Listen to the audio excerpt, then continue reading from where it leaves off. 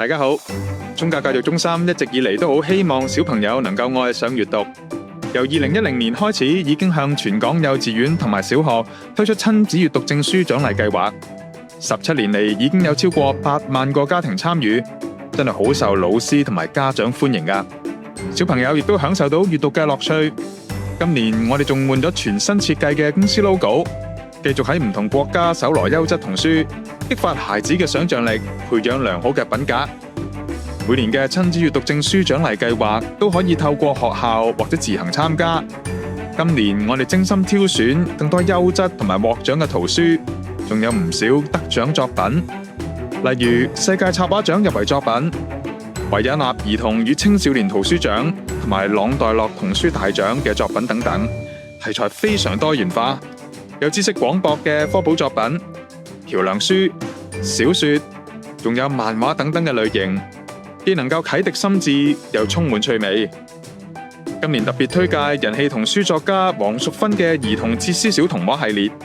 仲有日本著名繪本作家中谷美和嘅作品，可以話係令人目不暇給啊！而每個組別都有4至6本圖書，仲附送親子導讀本同埋閱讀記錄冊，同時仲可以參加我哋嘅學生閱讀分享比賽。今年參加我哋嘅計劃，買任何個套裝，不論係 A、B 定係 C 全套，都有益智禮物送。首先介紹下學生閱讀分享比賽，主要係鼓勵孩子同別人分享閱讀嘅樂趣同埋心得，同時亦能夠提升創作力同埋生命嘅質素。得獎作品我哋仲會隆重其事喺香港書展期間進行頒獎典禮，得獎嘅同學會得到精美嘅獎座同埋書券，以作嘉許。以下落嚟有請我哋嘅評審講下佢哋嘅感受啊！宗教教育中心每年都會舉辦親子閱讀證書獎勵計劃。我作為呢個計劃幼兒組嘅評審，除咗好欣賞佢哋會搜羅世界各地一啲優質嘅繪本之外咧，佢哋仲會設計一啲咧家長導讀本啦，咁讓家長同小朋友一齊睇故事嘅時候咧，就更加咧係重點咁樣講到故事裏邊嘅意義啦，同埋識得點樣去親子去共讀嘅。幼兒閱讀咧係好重要㗎，因為可以咧提升佢哋嘅語言能力啦，同埋咧佢哋認知嘅發展能力，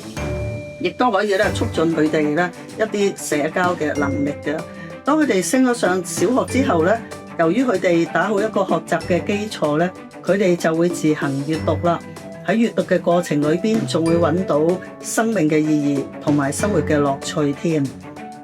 其實呢個計劃咧有好多好嘅圖書咧，會提供俾參加者嘅。呢個計劃最動人嘅地方咧，唔係淨係啲小朋友睇咗幾多本書，而係有個機會俾小朋友暫時放低手機、放低平板，好認真咁樣去走入一個故事嘅世界裏邊。我都參加過呢個計劃，但係我超咗齡，原來我係做評審嘅。我做評審嘅時候，覺得最開心嘅地方就係見到啲小朋友好用心去睇一本書，然之後佢寫佢嗰個閱讀嘅心得，見到咁優秀嘅作品，我哋做評審係非常之開心嘅。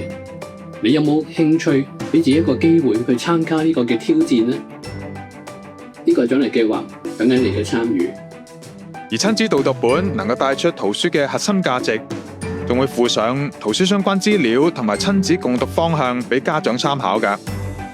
如果能夠睇完全套嘅圖書，再完成埋我哋嘅閱讀記錄冊，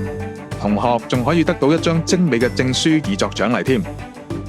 今年最出眾嘅係，我哋喺外地搜羅咗唔同類型嘅圖書，由我哋中心改編成中英雙語出版。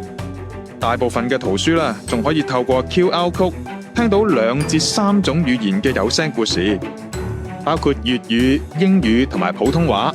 有得聽又有得睇，確實係物超所值啊！事不宜遲，首先睇下今年幼稚園我哋揀咗邊6本優質圖書，當中有5本都有有聲書，可以聽到粵語、英語，其中3本仲可以聽埋普通話嘅有聲故事。呢啲嘅圖書主題包括有鼓勵閱讀啦、大自然科普同埋勇氣等等。凡係購買幼稚園嘅任何套裝，都可以加送益智恐龍彩色畫板1份，等小朋友可以隨時寫字同畫畫。接住落嚟，我哋再睇下初小組別又揀咗邊6本嘅圖書，其中有4本都有有聲書，都可以聽到粵語、英語、而其中2本都可以聽埋普通話嘅有聲故事。呢幾本圖書嘅主題包括自我價值、祝福別人、成長旅程、善於應變同埋友情等等。去到中小組別，6本圖書當中，其中有1本有聲書，可以聽到粵語同埋英語嘅有聲故事。仲有橋梁書、漫畫成語故事同埋童話故事等等，幫助同學學習謙卑待人同埋堅毅等等嘅品格。最後我哋睇埋高小組別嘅4本圖書，有2本係小說，1本醫學知識漫畫橋梁書，同埋1本正能量嘅漫畫，幫助小朋友培養積極力，建立正向思維。凡係購買任何小學嘅套裝，都會加送益智好玩嘅水果陀螺禮物1份。所有套裝圖書都係我哋用心挑選。今年計劃現已開始接受報名，快啲加入我哋，一齊享受閱讀嘅樂趣啦！